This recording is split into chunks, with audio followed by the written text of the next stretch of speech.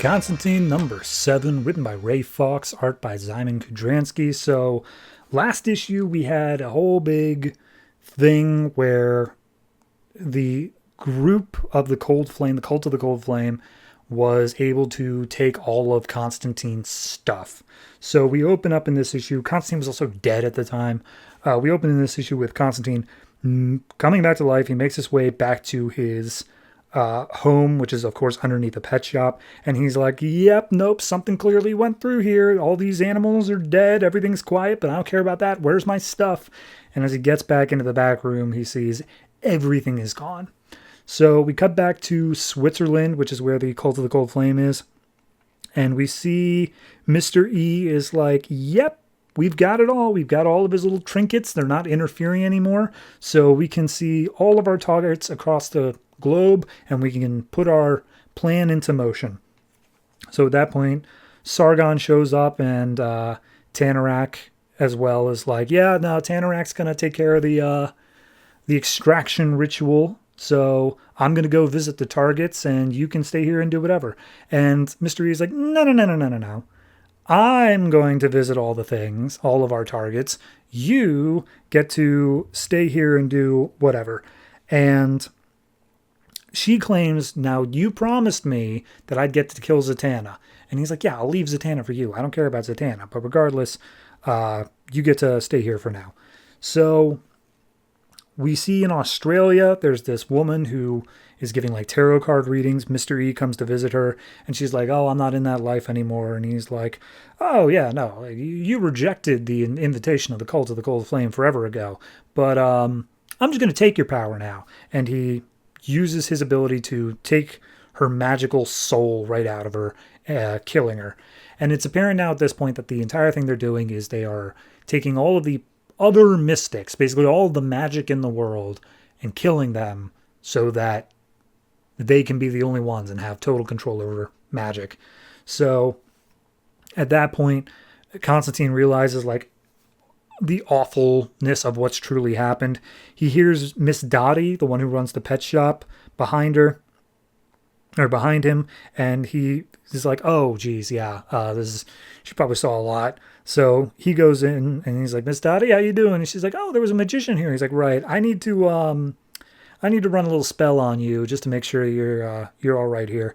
And she recounts how the magician opened up heaven and let Dottie see her old husband. And Constantine's like, yeah, it doesn't work like that.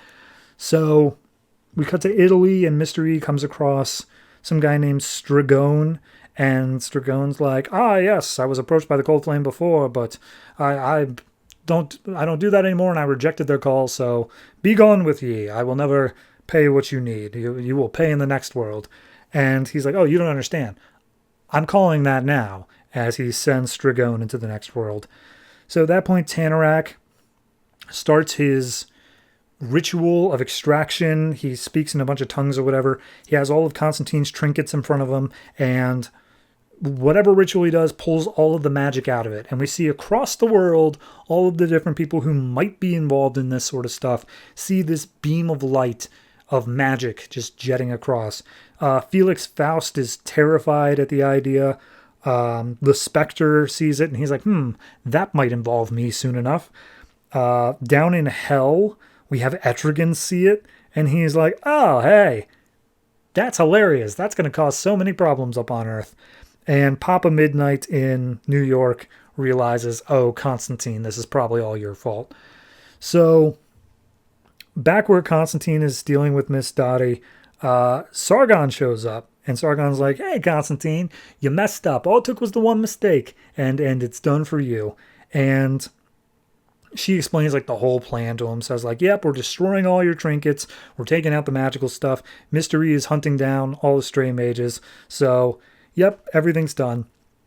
And Constantine pulls out a cigarette, and it looks like he's about to pull off some like magic trick to escape. But Sargon's like, no, I'm not letting you do that.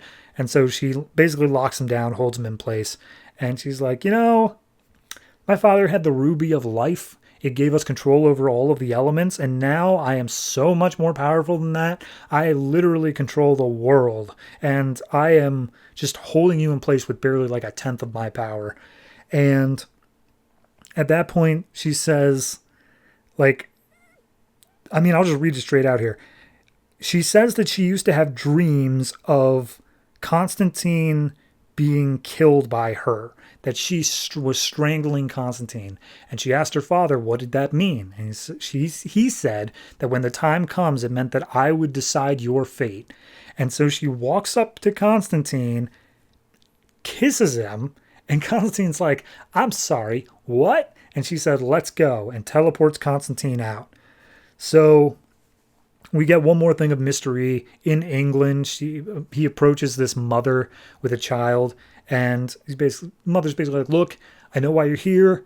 I don't want anything to happen to my family, and I don't want to die either, so I will join the cult of the Cold Flame. I'm totally in on that. And he's just like, great, awesome.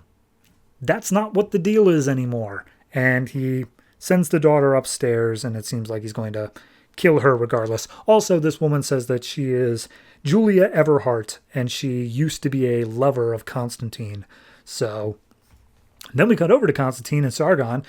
He's sitting on the edge of the bed, seemingly after doing the naughty, and Sargon's like, oh, you're so delicious, Constantine. Can I keep you? And he's like, I have a feeling I don't have a choice in this. She's like, you're right, you don't. So at that point, Mr. E enters the room, and I think, like, it's so dark it's hard to tell, but I think he stabs Constantine in the back and says, all right, you had your fun. This is how you end.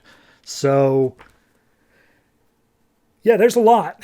There's a lot to unpack there. I liked it. Obviously, Simon Kudransky's art, fantastic. I really do enjoy it. Pretty much every panel. I do like this idea of just all of the villains saying, yeah, no, we won. Screw this.